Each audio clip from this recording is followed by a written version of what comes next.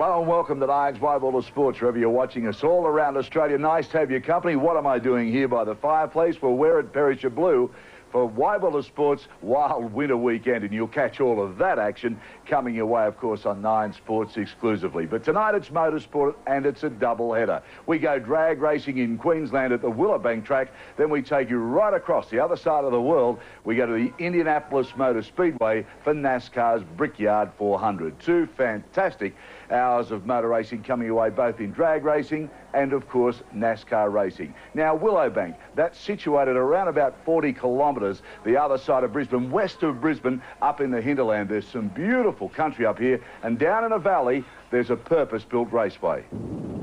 Willowbank, a purpose-built racetrack, a non-profit setup this. Built 10 years ago, opened in 1985. Terrific, Rob Oberg. A really good setup for drag racing in Australia.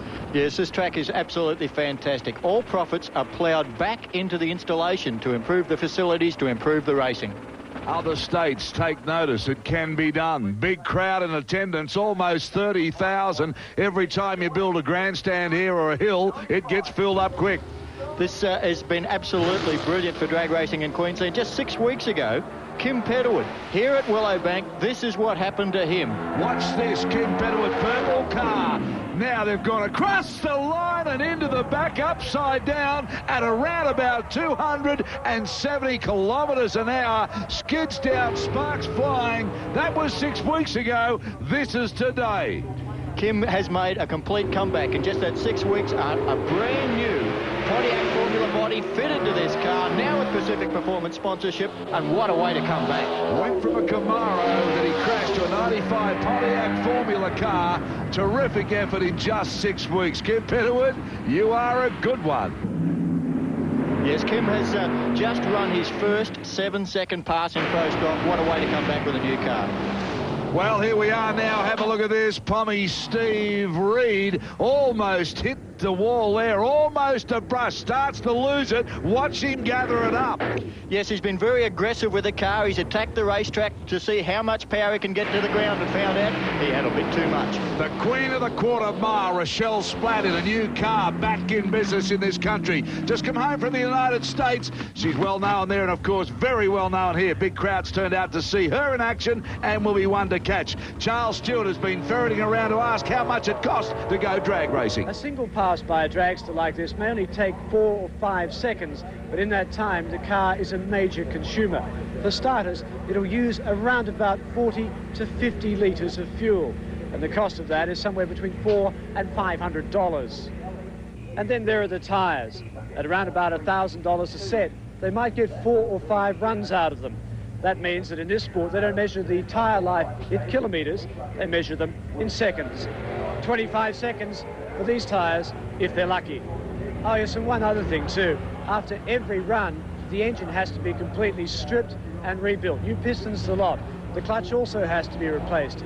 So if everything goes right, the cost to the team is probably around about $3,000 for that 5-second run.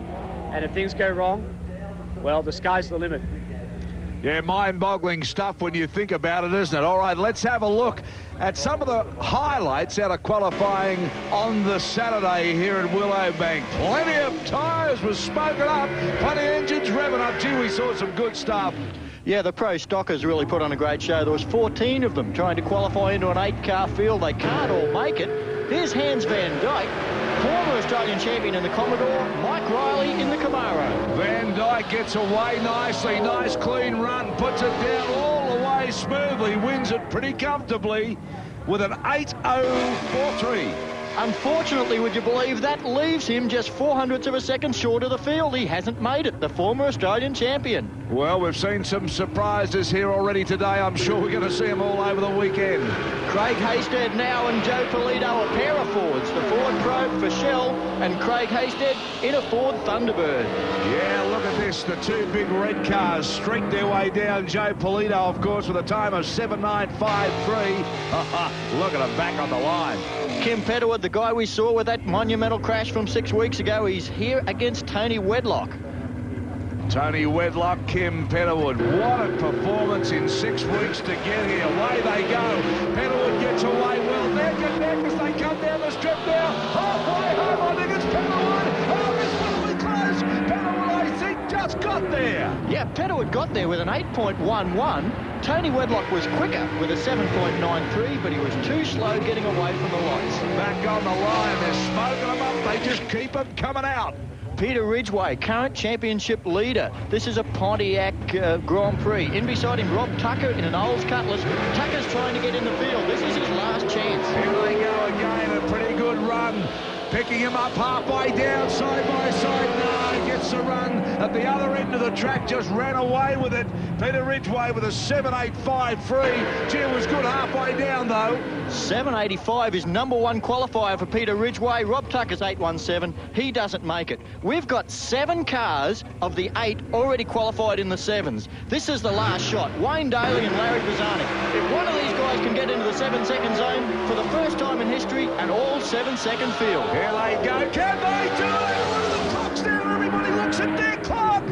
Yes, yes, 7.961 for the first time ever. They're all in the 7-second bracket. Remember, it was only 12 months ago they first cracked it. That's incredible, Lou. It's just 1500ths of a second between top and bottom qualifier. Look out tomorrow. Oh, let's smoke them up here at Willowbank, and we'll be smoking your lounge room up. Stay with us, Australia.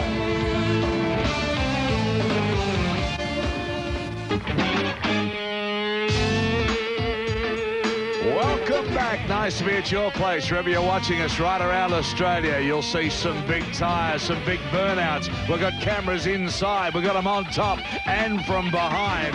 You're going to see all the action from Willowbank and all the classes racing. Out comes Rochelle Splatt now, qualifying for tomorrow. A solo run, but a very important one.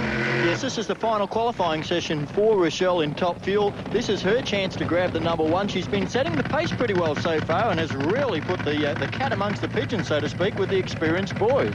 Brand new car, beautifully turned out. What about the colour scheme? That's something else.